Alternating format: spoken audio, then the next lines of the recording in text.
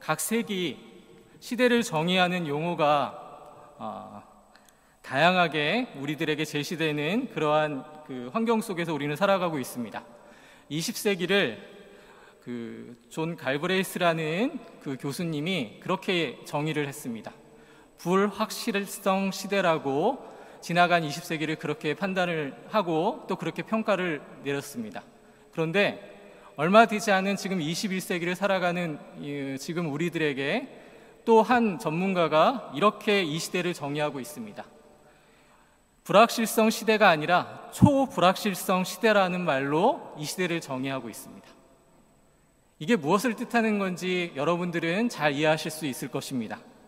그것은 한마디로 예측조차 불가능한 그러한 시대 가운데 우리가 놓여 있다라는 그러한 반증이 되는 것입니다. 코로나 팬데믹의 여파는 여전히 우리를 힘들게 만들고 또 옆나라에서 벌어지는 그러한 전쟁으로 인해서 유럽뿐만이 아니라 모든 나라 사람들이 영향을 받고 고통 가운데 있습니다. 나아가 많은 사람들이 심지어는 이러다가 지구가 멸망하는 거 아니냐면서 염려하면서 그러한 세상에 대해서 두려운 시각을 가지고 바라보고 있습니다. 미래에 대한 불안감이 사람들을 공포에 빠지게 하고 끊임없이 삶에 대한 회의로 마치 이 회의가 가득한 세상으로 달려가는 것처럼 그렇게 느껴질 때가 많다라는 것입니다. 한마디로 한치 앞을 내다보기 어려운 그러한 어려운 시기를 저와 여러분이 살아가고 있다라고 그렇게 세상은 이야기하고 있습니다. 그러나 여러분은 어떻게 이 세상을 평가하시고 생각하시는지를 한번 여쭙고 싶습니다. 하나님이 세상을 창조하시고 우리에게 하나님의 놀라운 은총 가운데 우리의 모든 여정에 함께 하신다라는 것을 여러분은 믿으실 줄 믿습니다. 그렇다면 세상의 평가와는 전혀 다른 시각과 생각을 우리는 가지고 있어야만 하는 것입니다. 그리고 설마 하나님께서 세상이 제멋대로 흘러가는 것을 내버려 두시겠습니까? 우리가 믿음의 눈을 가지고 바라보면 절대 그렇지 않다라는 것을 우리는 알 수 있습니다. 그러나 세상은 마치 하나님보다 자신들의 지식과 자신들의 지혜와 자신들의 어떤 능력을 가지고 바라보니까 세상이 자꾸만 나쁜 방향으로만 흘러간다라고 그렇게 생각하고 있는 것입니다. 그래서 우리는 하나님이 어떻게 이 세상에서 하나님의 사람들을 훈련시키시고 존재시키시는가? 어떤 전문가가 말했던 것처럼 초불확실성 시대를 살아가는 하나님의 자녀들을 세상 속에서 어떻게 존재하게 하시는가를 저와 여러분은 말씀을 통해서 굳건히 가지고 있어야만 하는 것입니다.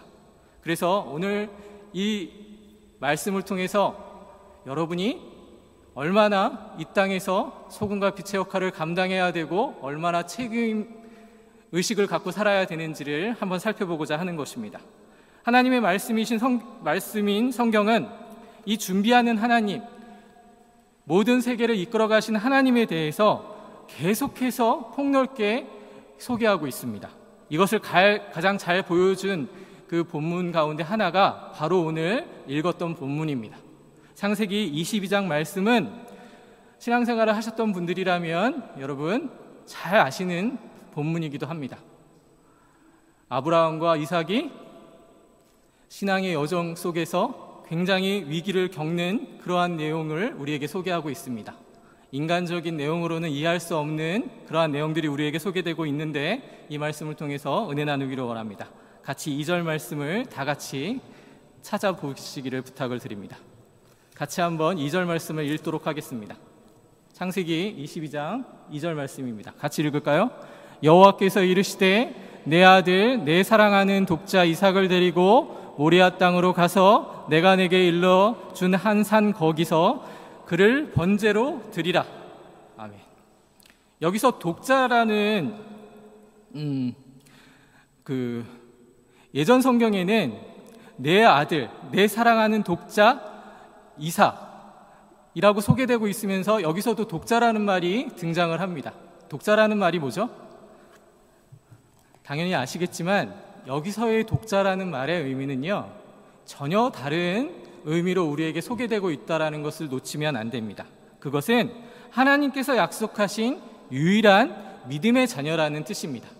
그러니까 일반적인 어떤 우리가 가지고 있는 독자의 개념, 외동아들, 외동딸, 그러한 개념으로 이렇게 소개되고 있는 것이 아니라는 것입니다. 하나님께서 약속하신 유일한 믿음의 자녀, 이 독자라는 말의 의미는 그것이 담겨져 있습니다. 아브라함에게는 실제로 이삭 이외에도 여러분이 잘 아시는 이스마엘이라는 자녀도 있었고요. 나중에 구두라라는 후처에서 난 자식들도 있다고 성경은 분명히 소개하고 있습니다. 그러니까 일반적으로 아는 독자라는 의미, 외아들, 외동아들 그런 개념이 아니라는 것을 우리가 미루어 짐작해 볼 수 있습니다. 그럼 7절과 8절 말씀을 보도록 하겠습니다. 제가 읽도록 하겠습니다. 이삭이 그 아버지 아브라함에게 말하여 이르되 내 아버지여 하니 그가 이르되 내 아들아 내가 여기 있노라. 이삭이 이르되 불과 나무는 있거니와 범죄할 어린 양은 어디 있나이까. 아브라함이 이르되 내 아들아 범죄할 어린 양은 하나님이 자기를 위하여 친히 준비하시리라 하고 두 사람이 함께 나아가서 이렇게 소개되고 있습니다. 지금 이삭은 죽으러 가는지를 모르고 있습니다. 이삭이 아브라함에게 불과 나무는 지금 있는데 제사 지낼 어린 양은 어디 있냐라고 지금 물어보고 있습니다. 이때 아브라함이 뭐라고 얘기하죠? 하나님이 자기를 위하여 친히 준비하리라라고 말하고 있습니다. 이 내용을 여러분들에게 장황하게 소개하지 않는 이유는 여러분이 아실 거라고 생각하기 때문에 말씀을 드리는 겁니다. 자, 보십시오. 지금 이삭을 바치기 위해서 하나님께서 그렇게 아브라함에게 명령을 하셔서 이삭을 데리고 지금 이삭을 죽이러 가는 길입니다. 말도 안 되는 일이 벌어진 것입니다. 그런데 아브라함은 믿음으로 순종하고 이삭을 바치러 가고 있습니다. 이것이 하나님의 위대한 경륜 안에서 성장한 아브라함의 믿음을 보여주는 장면입니다. 결론부터 말씀을 드리자면 당연히 이삭은 죽지 않습니다. 하나님이 준비해 놓으신 제물을 이제 대신 바칩니다. 그런데 여러분, 여기서 왜 이 장면이 중요하다고 생각하십니까? 여기서 우리는 성숙한 신앙인의 모습을 발견할 수 있게 되는 것입니다. 그리고 결국 우리가 닮고 지향해야 될 하나님의 자녀된 그 믿음의 자세를 우리가 여기서 확인하게 되는 것입니다. 하나님께서 순양을 준비한다라는 것을 아브라함이 알고 있었을까요? 아니요. 성경을 보니까 당연히 예상은 하지 못했습니다. 그런데 여러분, 아브라함이 그의 인생을 통해서 하나님께서 베풀어 주신 사랑과 은혜를 맛본 자로 한 위대한 신앙의 거인이 됐습니다. 그래서 그가 하나님의 성품과 하나님을 아는 지식이 있었기 때문에 그는 결코 하나님께서 이삭을 죽이지 않을 거라는 확신이 있었습니다. 이것이 중요합니다. 세상의 판단 기준과 나의 판단 기준을 가지면 믿음의 세계는 이해할 수 없습니다.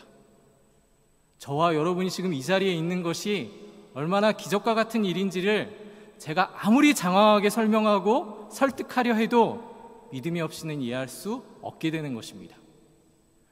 그냥 종교 생활을 하러 왔다가 그냥 가는 인생이 될 수 있다라는 것입니다. 선하신 하나님께서 절대 이삭을 해치지 않을 거라는 확신이 바로 아브라함에게 있었습니다. 그래서 하나님의 마음과 성품을 이제는 이해하고 알고 있기 때문에 아브라함은 믿음으로 순종할 수 있었던 것입니다. 12절 말씀 보십시오. 사자가 이르시되 그 아이에게 내 손을 대지 말라. 그에게 아무 일도 하지 말라. 내가 내 아들 내 독자까지도 내게 아끼지 아니하였으니 내가 이제야 내가 하나님을 경외하는 줄을 아노라. 아멘. 여러분, 아브라함이 그전에는 하나님을 경외하지 않았을까요? 하지만 지금 이 시점에서 분명히 하나님은 선포하고 계십니다. 하나님을 경외하는 자의 모습이 어떤지를 지금 우리에게 말하고 있는 것입니다. 이 사건을 경험하고 아브라함은 이 산을 나중에 보니까 여호와 이레라고 그렇게 명명합니다. 하나님께서 친히 준비하셨다라고 이야기하는 것입니다. 자, 이 본문을 통해서 우리가 성도가 가지는 신앙의 자세에 대해서 다시 한번 확인해 볼 수 있게 되는 것입니다. 보십시오. 아브라함은 이렇게 되기까지 많은 우여곡절이 있었습니다. 그런데 그가 이렇게 성장할 수 있었던 이유는 하나님이 미리 준비하셨기 때문입니다.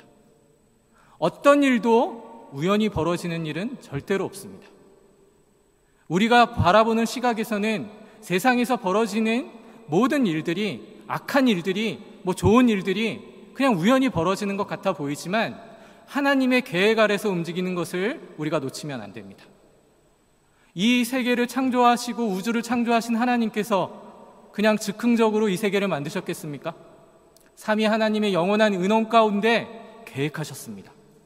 여러분의 탄생까지도, 여러분의 출생까지도, 여러분의 성장까지도 하나님은 정말 세밀하게, 꼼꼼하게 준비하신 것입니다. 그렇기 때문에 우리가 지금 이 자리에 있는 것입니다. 신앙의 시작은 그래서 순종이라고 얘기합니다. 순종이라는 말 모르시는 분들 없잖아요. 근데 왜 이게 신앙의 시작일까요? 우리가 예수님 앞에서 예수님을 내 구주로 영접했을 때 여러분이 이제는 나의 인생이 완전히 뒤바뀌게 되었다 생각하시는 분들 많았을 것입니다. 그런데 지금 어떻습니까? 잘은 모르지만 많은 회유와 많은 생각이 더 많아지셨을 거라고 생각되어집니다.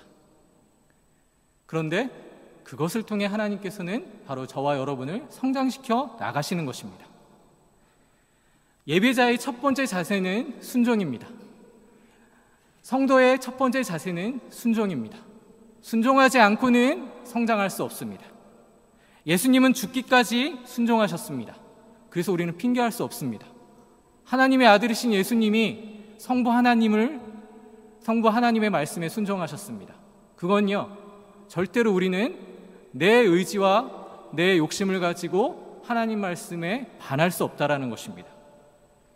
하나님이시고 하나님의 독생자가 친히 순종의 모습으로 순종이라는 것이 이런 것이다라고 우리에게 가르쳐 주셨습니다. 여기 번제는 전부 불에 태워서 드리는 제사입니다. 예수님이 이 땅에 오신 이유는 바로 번제물이 되기 위해서 오신 것입니다. 제물이 되시기 위해 오신 것입니다. 그래서 우리가 구원을 받을 수 있게 된 것입니다. 이 비밀이 바로 이 본문에 숨겨져 있습니다. 요한일서 4장 10절에 사랑은 여기 있으니 우리가 하나님을 사랑한 것이 아니요 오직 하나님이 우리를 사랑하사 우리 죄를 위하여 화목제로 그 아들을 보내셨음이니이다. 분명히 고백하고 있습니다. 이삭을 제물로 바치라는 요구와 명령에는 우리가 생각하지 못했던 이 비밀이 담겨져 있는 것입니다. 그래서 성경을 알아가면 알아갈수록 우리는 그 하나님의 놀라운 비밀에 대해서 알아가는 것입니다. 창세기를 읽어나갈 때 아브라함과 이삭의 이야기를 보면서 아브라함이 이삭을 데리고 가서 하나님께 바치려 했다, 이런 이야기를 그냥 감각적으로 받아들이면 이런 비밀이 숨겨져 있는지 모릅니다. 하지만 믿음의 눈을 여시고 하나님이 교회를 통해서 가르쳐 주시는 말씀 안에서 이 말씀을 이해하고 우리가 삶으로 이것을 보여야 하는 것입니다. 자기가 사랑하는 아들을 희생시킨다는 사실은 인간이 가진 상식으로는 말도 안 되는 것입니다. 아버지가 자신이 사랑하는 아들을 칼을 들어서 지금 심장에 칼을 이렇게 박으려고 했습니다. 그런데 바로 이것이 자기 아들 예수 그리스도를 십자가에 못 박아 내어주는 이 고통스러운 심정을 가진 하나님의 심정을 대변하는 것입니다.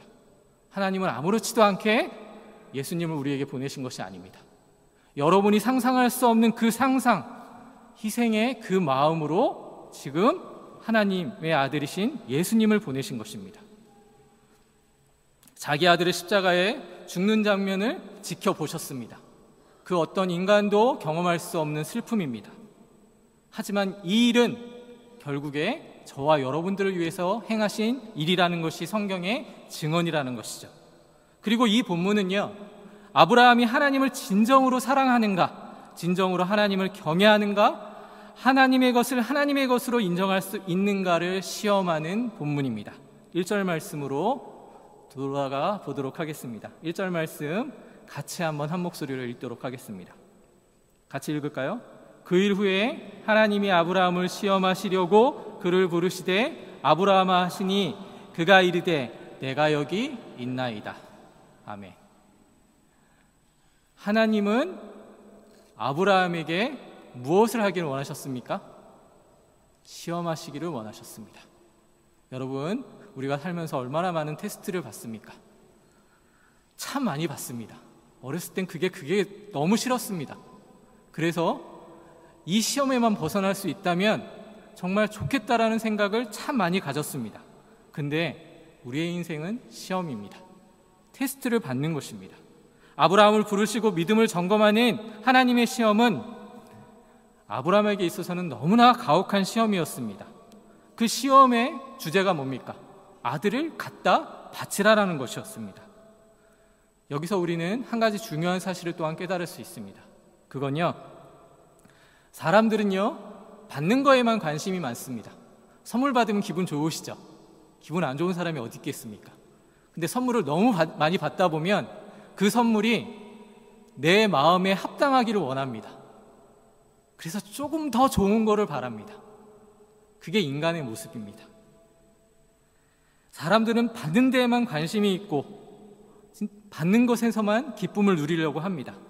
그러나 성경은요, 받는 것에 관심이 없습니다. 어디에 관심이 있냐면 주는 것에 관심이 있습니다. 그게 하나님의 마음입니다. 예수 믿고 구원 받으면 복 받을 거야. 받는 것에 관심이 생기지만 그건 지극히 어린아이 같은 믿음입니다. 선한목자 교회가 설립된 지 15년 정도 됐다고 들었습니다. 자, 그러면 어린아이의 믿음에서 벗어나서 이제 조금 청소년기로 이제 접어들었다고 하죠. 청소년기 정도 접어들면 알 만큼 다 압니다. 그죠? 이 선물의 가치가 얼마나 좋은지 나쁜지 다 판단할 수 있습니다. 그럼 여러분은 어떻게 하나님이 주신 선물에 대해서 생각해 보셔야겠습니까? 당연한 것으로 여기셔야겠습니까? 아니요. 이제는 이해하셔야 합니다. 이 선물이 나한테 어떻게 주어졌는가? 이 교회와 성도가 어떻게 존재하고 있는가를 분명히 이제는 잘 배워나가셔야 하는 것입니다. 지금 그때가 되었습니다. 근데 하나님께서는 여기서 아브라함에게 원하신 무엇을 주겠다라고 얘기하지 않으십니다. 오히려 빼앗으십니다. 하나님이 약속하셔서 이삭을 주셨습니다. 그런데 지금 뺏겠다라고 지금 아브라함에게 얘기하고 있습니다. 얼마나 황당한 일입니까? 왜 빼앗으실까요?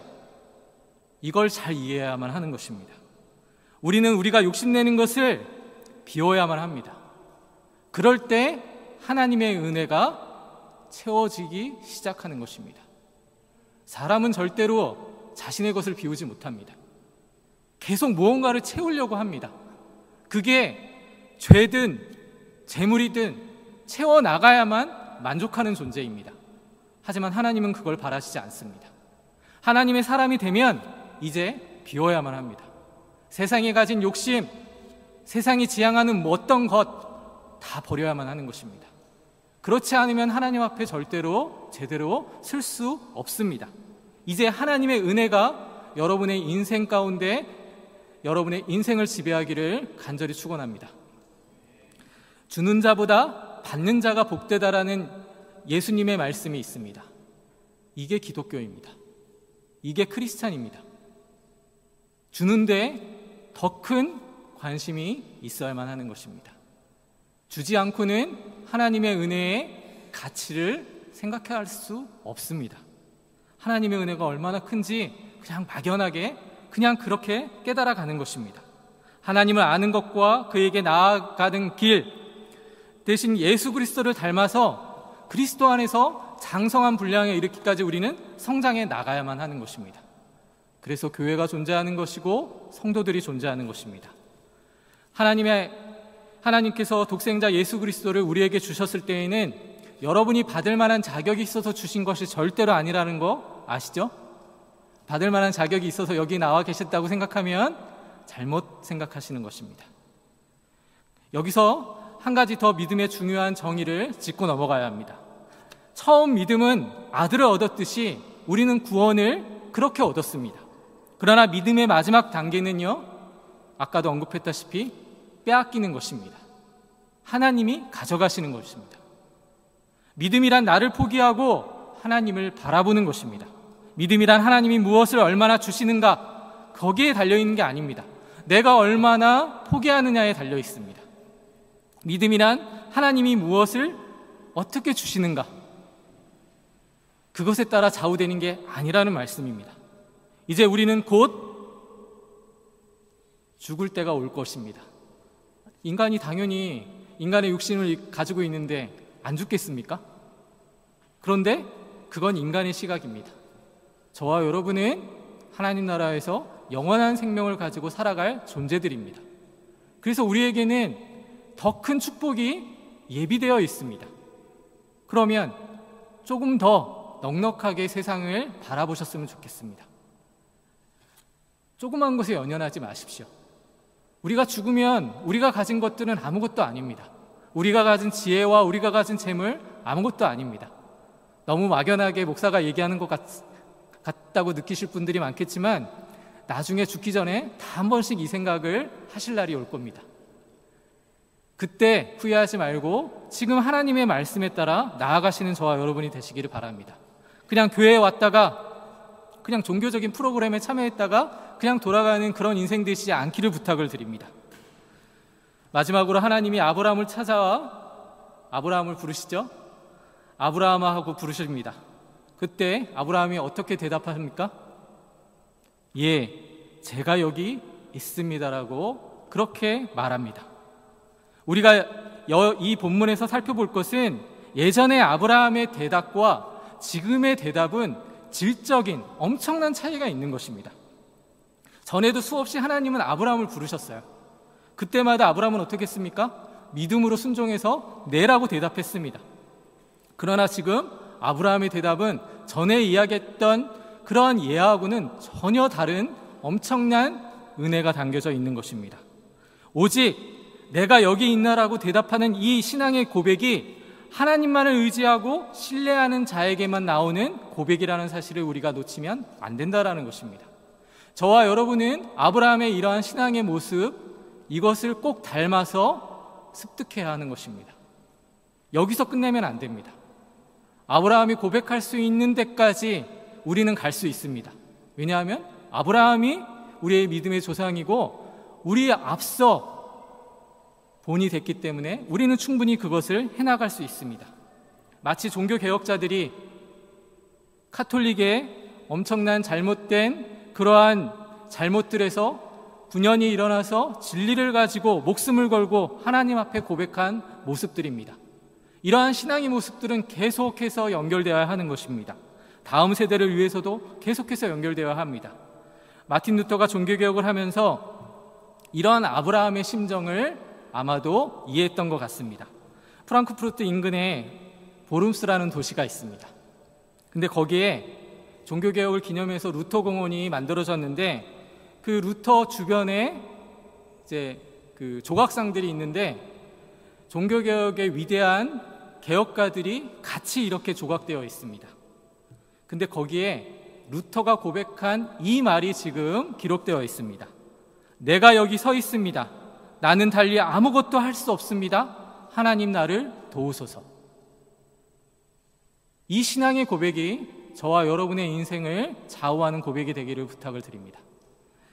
그것으로 인해 하나님의 진리가 우리 앞에 놓이게 된 것임을 믿으시기 바랍니다. 우리는 핑계할 수 없는 자들입니다.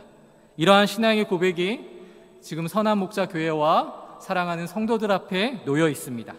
그래서 이 본문은 아브라함과 이삭의 옛날 이야기가 아니라 저와 여러분의 성장 스토리입니다. 우리를 구원하시기 위해서 하나님의 역사와 이미 준비된 계획이라는 것을 깨달아가는 것입니다. 이삭을 제물로 바치라는 이야기는 인류를 구원하기 위해 자신의 아들을 세상에 내어주는 하늘아버지의 위대한 계획이 숨겨져 있는 은혜의 놀라운 증거입니다.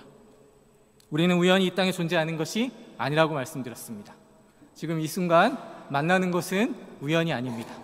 그 우연이 아니라는 것을 삶에서 여러분 나타내 주시기를 주님의 이름으로 간절히 축원합니다. 기도하겠습니다.